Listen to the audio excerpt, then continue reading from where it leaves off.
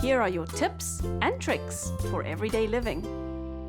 I'm Michelle Creedy and I'm here at my kitchen table. Sighted people often get very worried about how somebody who is blind or partially sighted is going to use a knife safely, but it's actually a lot easier than you may think.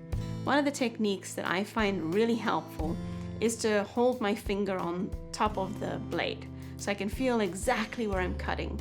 And it's helpful to make smaller cuts.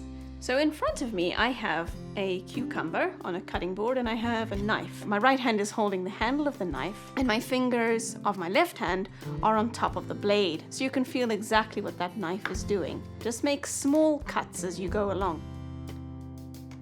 And then I always put the knife back where I know where it is. So for me, I like to line it up against the right hand side edge of the board. The handle is pointing always toward me, so that I know when I reach out for the board that I can actually just grab the knife.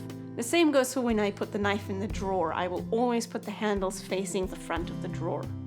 Now, scissors are one of those things that people can be very concerned about when it comes to someone who's blind or partially sighted. There's a few things you can do to be safe. I have a pair of scissors here in my right hand, and I've got a piece of paper here in my left hand.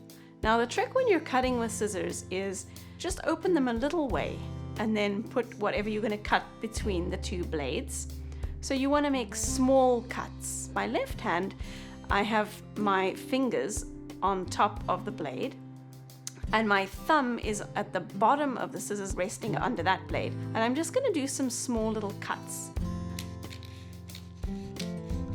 And as the blade moves, I'm also moving my fingers so I can feel where I'm cutting, staying well away from the bottom of the blade.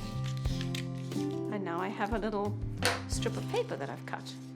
Thanks for joining us on Tips and Tricks for Everyday Living.